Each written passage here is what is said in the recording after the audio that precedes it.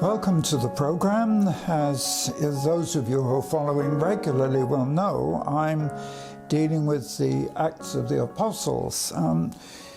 The reason is because of its importance, because this is the record of the early church, not just of the ministry of Jesus.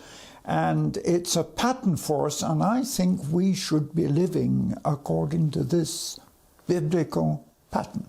Anyway, what we were dealing with last time was Paul and Silas in prison in Philippi, and the way that God worked a powerful miracle and released them to the extent that because they were illegally arrested, they refused to finally leave the premises, even after the keeper of the prison was converted and his whole family. They wouldn't leave until the authorities actually had to come personally to bring them out. That's quite some challenge.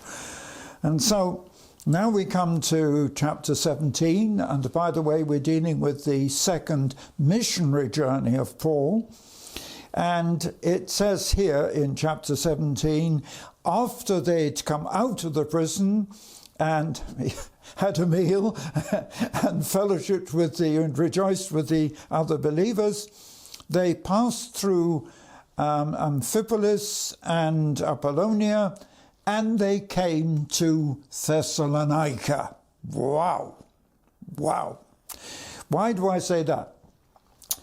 I'm finding this is extremely interesting for me because I spent so much time in those Bible smuggling years and on the journeys to Jerusalem, so much time in northern Greece, in Macedonia, in Thessalonica.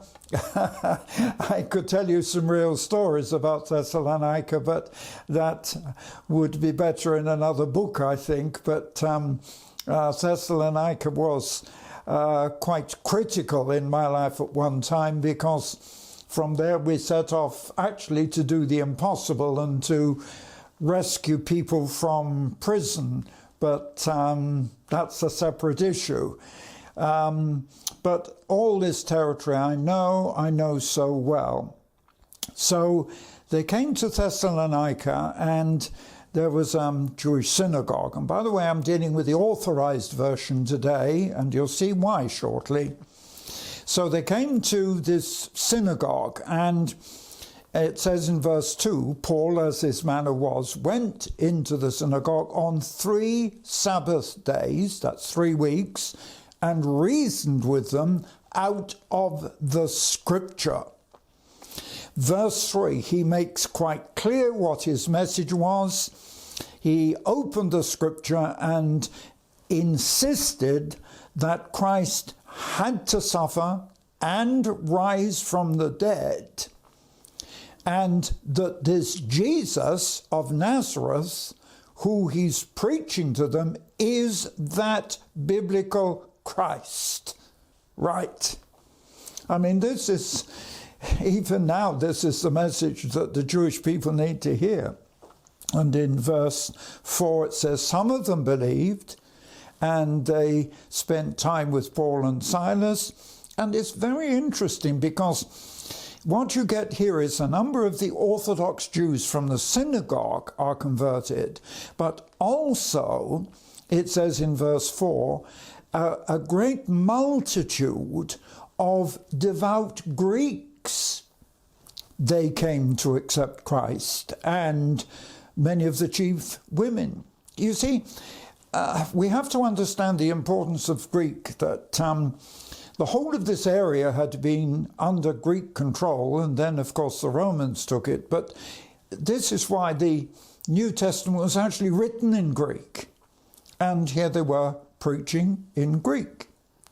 And in verse 6, the Jews from the synagogue who did not believe were upset. It actually says they were moved with envy.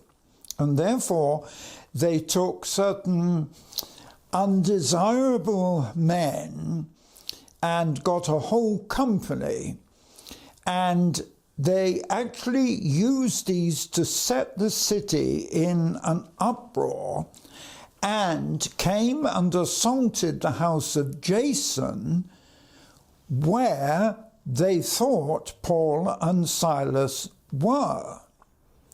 But in verse 6 it says they didn't find Paul and Silas there. These, these ruffians, these criminals, didn't find Paul and Silas, but they did take Jason and certain other brothers, and they brought them to the rulers of the city. They then accused them and Paul of causing the riot.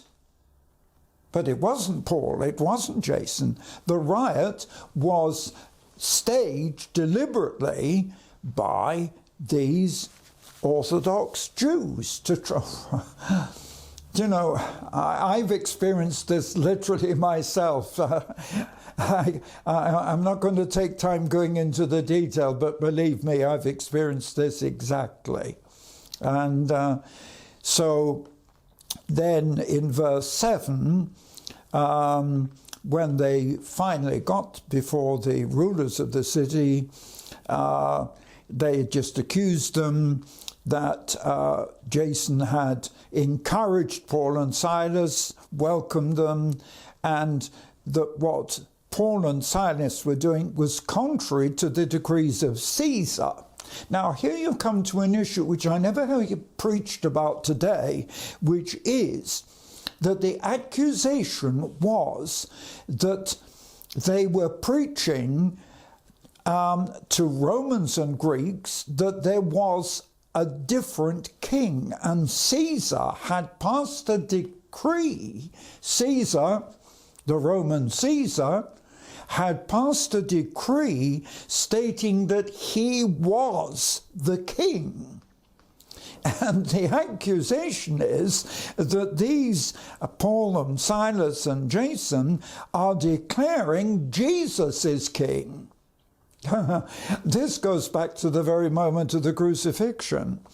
So it's not just an issue of the gospel. It's not just an issue of the crucifixion. It is the issue of who this Jesus is. He is the Son of God. He is King of Kings. He is Lord of Lords.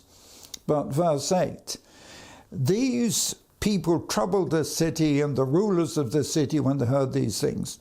So what they actually did was they took some form of financial bond, according verse 9, some security from Jason and of the other man with him, and then they had to let them go.